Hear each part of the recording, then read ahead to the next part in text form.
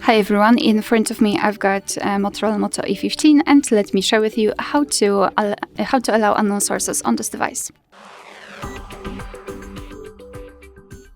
So let's start with opening the settings, and here in this general list we have to scroll and find the apps.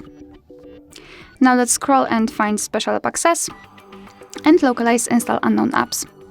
And as you can see here, we've got some apps which are allowed or not allowed to install some content, so let's change it. Let's tap on Chrome and tap on the switcher on it. Let's go back, and as you can see, the Chrome is right now allowed to install something.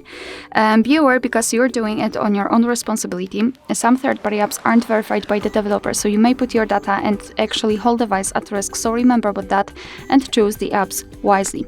Of course, you can always remove previously granted permissions, just tap on the app and tap on the switcher. And after getting back, you can see that the Chrome is not allowed to install anything. Alright, so that will be all. Thank you so much for watching. Please hit the subscribe button and leave the thumbs up.